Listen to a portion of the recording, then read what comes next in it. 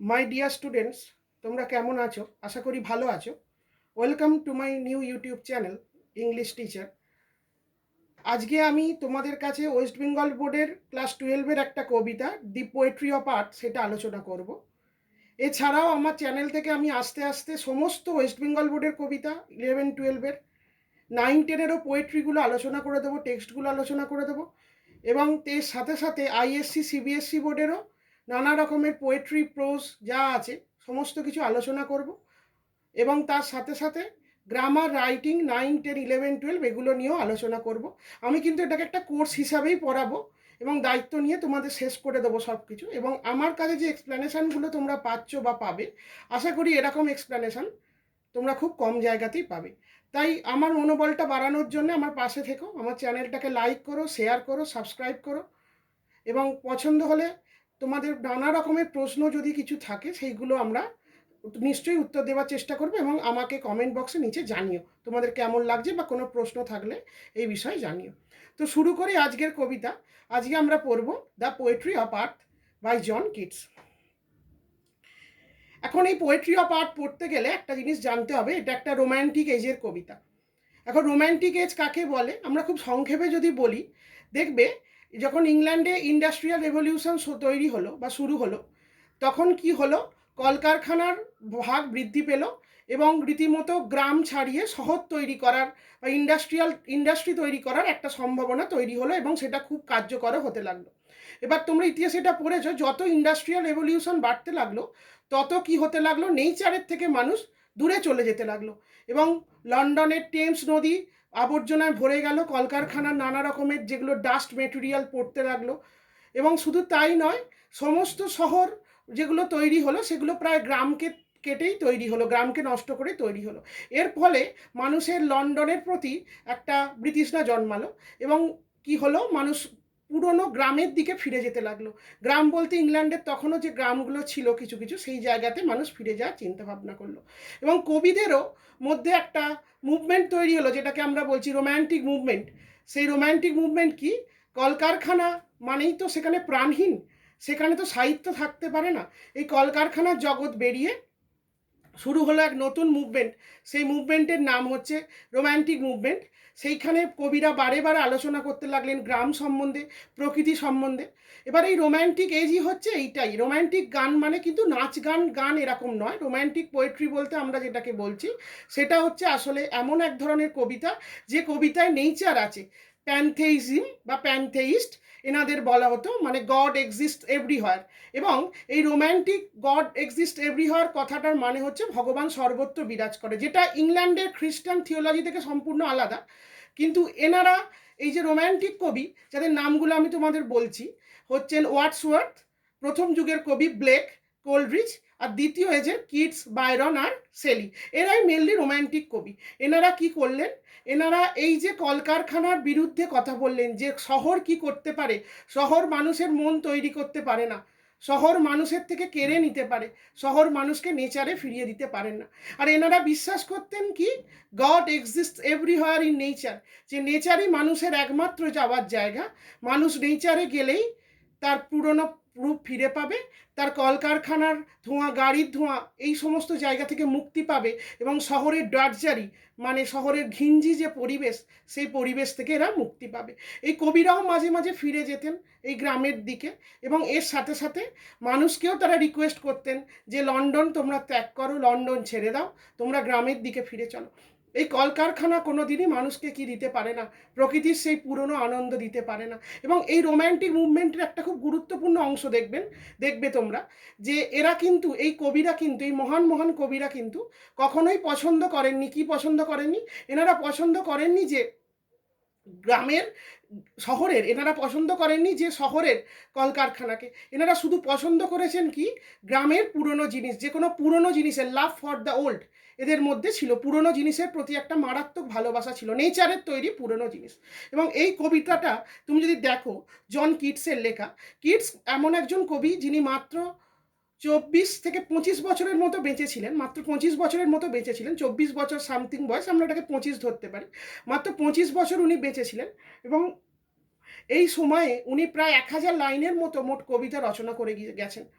এবং এই কিটসের বিখ্যাত কবিতা হচ্ছে হচ্ছে দি পোয়েট্রি অফ আর্ট। এটা তোমরা আজকে তোমাদের আমি পড়াবো। এবং এই পোয়েট্রি অফ আর্ট তোমরা যদি পড়ো, এর আগের একটা ঘটনা তোমাদের জানতে হবে। এটা কিন্তু তার একজন বন্ধু ছিল, র্যালফ বলে।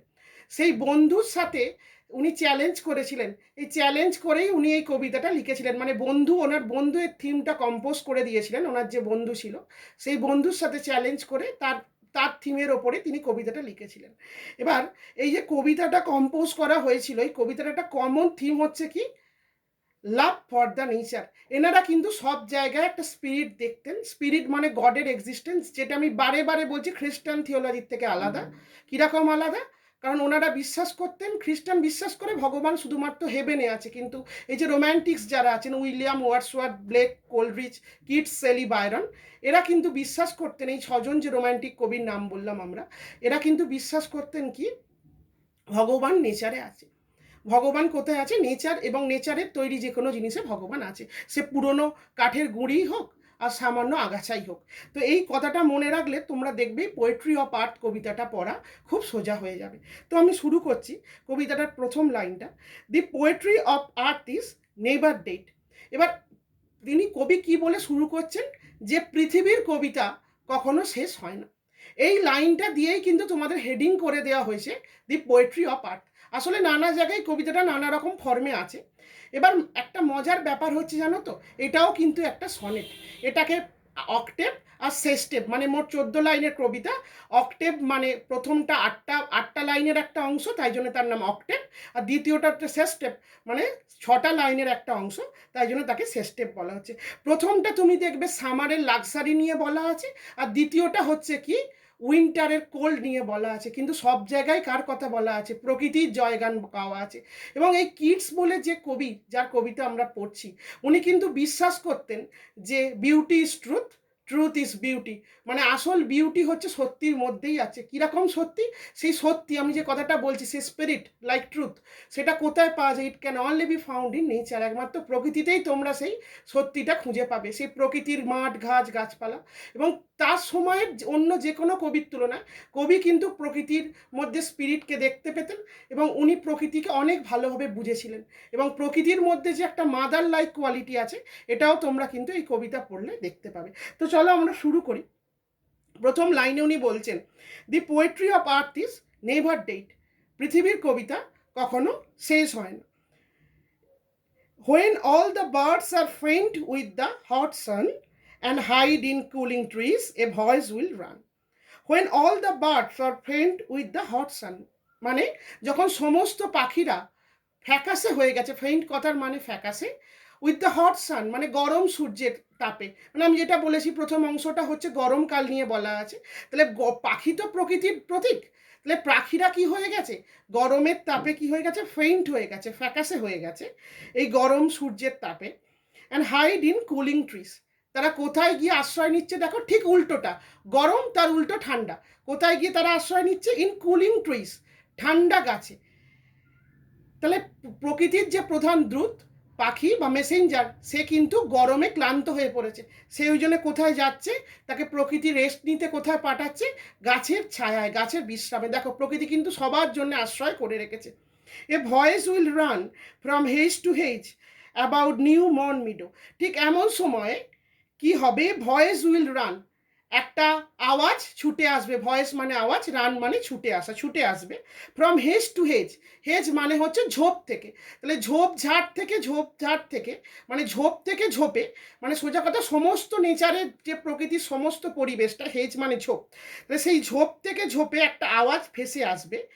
অ্যাবাউট দ্য নিউ মৌন মিডো, আর আওয়াজটা কত দূর পর্যন্ত আসবে? নতুন কাটা হয়েছে এমন ফসলের মাঠ, নিউলি কাট ফিল্ড, নতুন কাটা হয়েছে এমন ফসলের মাঠে ঝোপ থেকে আওয়াজ ওই মাঠ পর্যন্ত এসে পৌঁছাবে। তাহলে দেখো, তাহলে আমরা কি ভাবলুম? পাখির গান শেষ হয়ে গেছে মানে কি প্রকৃতির গান শেষ হয়ে গেছে? না, পাখির গান শেষ হয়ে গেছে মানে কখনোই প্রকৃতির গান শেষ হয়নি। কারণ কেন শেষ হয়নি? কারণ তার গান গাওয়ার জন্য দেখবে প্রকৃতি আর একজনকে ঠিক করে রেখেছে। কে? আমরা একটু পরে দেখছি সে কি করছে।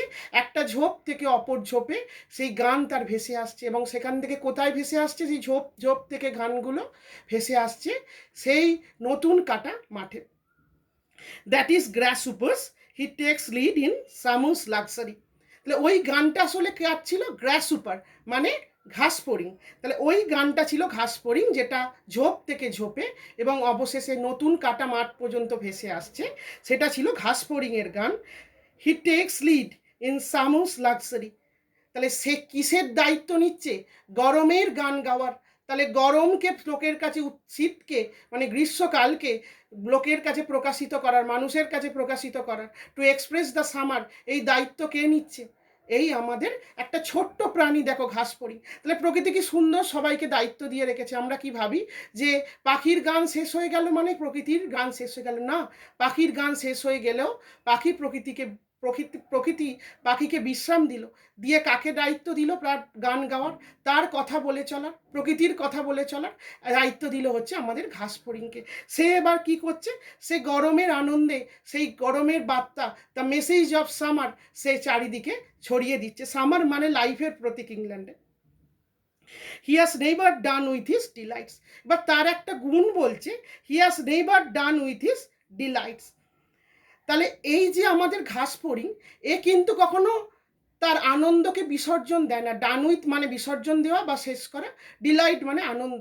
আমাদের এই ঘাস ফড়িং কিন্তু কখনোই কি করে না? তার আনন্দকে বিসর্জন দেয় না। মানে এ হচ্ছে গরমকালে প্রকৃতির গান গাওয়ার দূত। For when tired out with fun, he rests at ease beneath some pleasant weed. কারণ গান গাইতে গাইতেই প্রকৃতির আনন্দের কথা বলতে বলতে হয়তো সে কখনো ক্লান্ত হয়ে পড়ে। এবার এমন সময় সে কি করে? সে গিয়ে বিশ্রাম নেয়। কোথায় বিশ্রাম নেয়? উইড মানে আগাছায় বিশ্রাম নেয়। For when tired out with fun, for when tired out with fun, he rests at ease beneath some pleasant weed. হয়তো গান করতে করতে সে টায়ার্ড আউট হয়ে যায়, কখনো কখনো ক্লান্ত হয়ে পড়ে। কে? এই ঘাস ফড়িং। তাকে প্রকৃতি কোথায় বিশ্রাম নিতে বলে? বিনিথ সাম প্লেজেন্ট উইড, খুব সুন্দর কাটা আগাছার মাধ্যমে। দেখো যে আগাছা, উইড মানে আগাছা, মানে কোনো ধান কেটে নেওয়া বা গাছ কেটে নেওয়ার পর যেইটুকু অংশ থেকে যায় তাকে আমরা আগাছা বলি। এটা তো আমরা ফেলে দিই, কিন্তু প্রকৃতির কাছে এই আগাছা, আমরা বলি না আগাছা মানে এক্সট্রা পার্ট, কিন্তু প্রকৃতির কাছে কোনো অংশই এক্সট্রা পার্ট নয়। ঠিক পাখিকে সে যেরকম কুলিং ট্রিজ মানে উঁচু গাছে আশ্রয় দিয়েছে, আর এই ঘাস ফড়িংকে সে কোথায় আশ্রয় দিল? এই আগাছা। এখন প্রশ্ন আসতে পারে, কেন পাখিকে উঁচু গাছে আশ্রয় দিল আর ঘাস ফড়িংকে আগাছায় আশ্রয় দিল? এবার পাখিকে যদি আগাছায় আশ্রয় দিত, পাখি এত নিচুতে নেমে বসতে পারবে না, আর ঘাস ফড়িং অত উঁচুতে বসতে পারবে না। তাহলে দেখো প্রকৃতি কি সুন্দর ল অফ নেচার নিজের মধ্যে ঠিক করে রাখে। মাদার নেচার, আমি যে বললাম না প্রকৃতির মধ্যে একটা স্পিরিট আছে, প্রকৃতি সবার জন্য চিন্তা করে, এই কথাটাই এখানে বলা আছে। The poetry of earth is seizing never. কবি আরও একবার জোর দিয়ে বলছেন, পৃথিবীর কবিতা কখনো বন্ধ হবার নয়। তাহলে পৃথিবীর কবিতা কোনোদিন শেষও হয় না। শেষ হওয়া তো দূরের কথা, মুহূর্তের জন্যও কখনো পৃথিবীর কবিতা কি হওয়ার নয়? Is seizing never. সিজ মানে বন্ধ হওয়া। তাহলে পৃথিবীর কবিতা কখনো বন্ধ হবার নয়। কেন নয় উনি বলছেন, দেখো এই পর্যন্ত তোমরা যদি পড়ো দেখবে 8 লাইনের যে পার্ট, সামারের লাক্সারির যে পার্ট শেষ হয়ে গেল। এবার সামারের উল্টো হচ্ছে উইন্টার। আর শীতের দেশে, ইংল্যান্ডের মতো দেশে উইন্টারকে বারে বারে অভিশাপ দেওয়া আছে। কেন? কারণ উইন্টারে বরফ পড়ে, সেই সময় যাবতীয় সম্ভাবনা শেষ হয়ে যায়। কিন্তু কবি যেন বলতে চাইছে না, পৃথিবী শীত এলেও, ধ্বংস এলেও তার গান কিন্তু গেয়ে যায়। Celebration of life will go on, the life should go on. কবি যেন এই কথাটাই বলছেন যে জীবনের উদযাপন এবং জীবন যাওয়া উচিত। সে সুখ দুঃখ হাসি কান্না যাই হাসুক না কেন, গরম যদি আনন্দের প্রতীক হয়, শীত যেন এখানে দুঃখের প্রতীক। কিন্তু দুঃখ হলেও প্রকৃতির গান কিন্তু চলতে থাকে। ঠিক এইভাবেই যেন কবি আমাদের বলছেন, শুধু সামার বা উইন্টার তো নয়, এটা আমাদের জীবনেরও সামার, জীবনেরও উইন্টার বটে। আমাদের জীবনের আনন্দগুলো সামার, দুঃখগুলো উইন্টারের প্রতীক। জীবনের আনন্দগুলো যেমন আছে তেমন দুঃখগুলোও থাকবে। To live and let live in spite of everything. নিজেও বাঁচো, অপরকেও বাঁচতে দাও, যা কিছু হয়ে যাক। এই মোটোটাতে কিন্তু উইলিয়াম শেক্সপিয়ারের পাশাপাশি কিটসও বিশ্বাস করতেন। Truth is beauty, beauty is truth. মানে সত্যই সুন্দর, সুন্দরই সত্যি। যা কিছু সত্য তাকে মেনে নাও, কারণ তার মধ্যেই প্রকৃতি মিশে আছে, তার মধ্যেই নেচার লাইক স্পিরিট, প্রকৃতির আত্মা মিশে আছে। এবার তার পরের অংশে আমরা যদি চলে আসি, দেখবে শীতের কথা বলছে, মানে ডিস্ট্রাকশনের কথা বলছে। সেখানেও কিন্তু প্রকৃতির জয়গান গাওয়ার লোক আছে। চলো আমরা দেখে নি কি বলছে। On a lone winter evening, when the frost has wrought its silence, from the stove there sails the cricket song, in warmth increasing effort. On a lone winter evening, এরকমই একটা শীতের সন্ধেবেলা, দেখো একে শীতকাল, শীত মানেই ডিস্ট্রাকশন, আবার ইভিনিং মানে আরও শীত, সন্ধেবেলা, ঠিক শীতের এরকম এক সন্ধেবেলা, রাত্রি আসবে আসবে করছে এমন সময়, when the frost has wrought a silence, ঠিক শীত উইন্টার, ইভিনিং মানে সন্ধেবেলা, এমন একটা সময়, হোয়েন দ্য ফ্রস্ট, ফ্রস্ট মানে কিন্তু কুয়াশা, হ্যাজ রট এ সাইলেন্স, রট মানে ছড়িয়ে দেওয়া, সাইলেন্স মানে নিস্তব্ধতা। তাহলে শীতের এমন একটা সন্ধেবেলায় যখন শীতকাল তার নিস্তব্ধতা চারিদিকে ছড়িয়ে দিয়েছে, মৃত্যুর প্রদধ্বনি যেন শোনা যাচ্ছে, চারিদিকে জনমানব নেই। ফ্রম দ্য স্টোভ দিয়ে shrills the cricket song, in warmth increasing ever.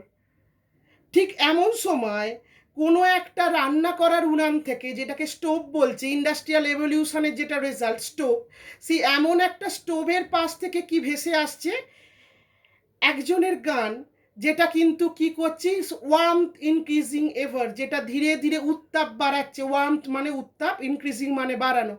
ঠিক শীতের সন্ধেবেলা যখন চারিদিকে ধ্বংসের বীজ যেন বপন করেছে নেচার, ঠিক এমন সময়ও কিন্তু ধ্বংসের কথা যেন বলছে না, কেউ একজন কি করছে, প্রকৃতির গান গাইছে, যার মাধ্যমে ওয়ার্মথ, ওয়ার্মথ কথার মানে হচ্ছে উত্তাপ, উত্তাপ যেন সৃষ্টি হচ্ছে।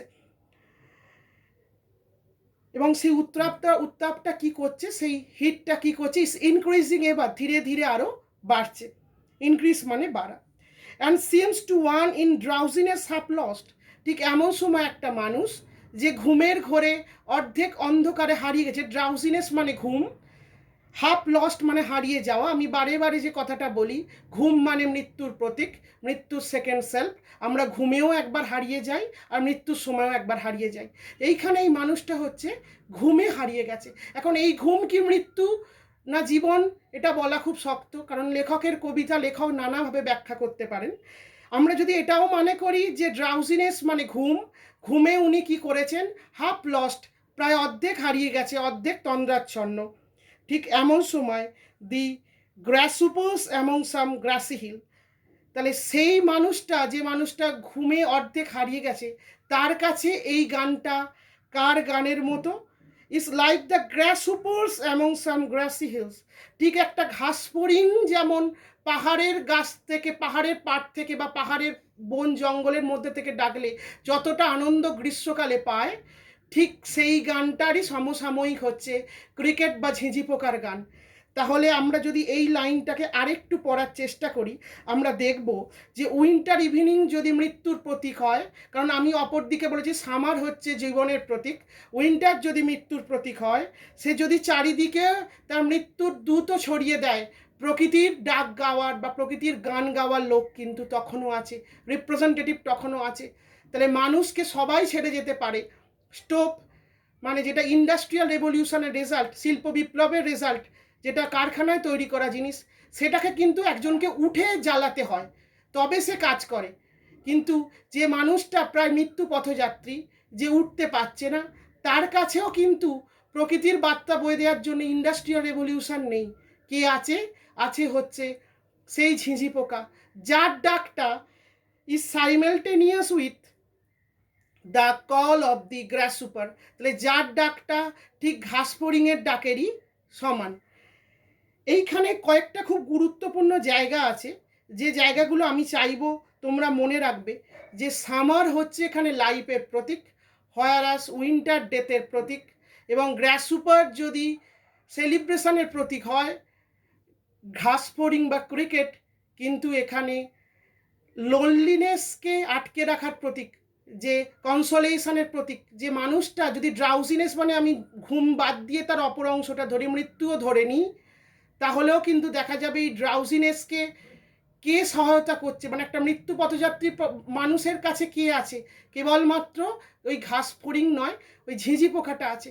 তাহলে প্রকৃতির কোনো না কোনোভাবে তার দূতকে কিন্তু সবসময় পাঠিয়ে দেয়, প্রকৃতি কোনো না কোনোভাবে তার রিপ্রেজেন্টেটিভকে পাঠিয়ে দেয়, প্রকৃতি কোনো না কোনোভাবে সব সময় আমাদের সাথে আছে। যেটা স্টোভ যেটা কলকারখানায় তৈরি হওয়ার প্রতীক, ইন্ডাস্ট্রিয়াল রেভলিউশনের প্রতীক, সেটা কিন্তু মানুষের কাছে সবসময় সঙ্গী হতে পারে না, কারণ মানুষকে সেটা নিজেকে ব্যবহার করে নিতে হয়।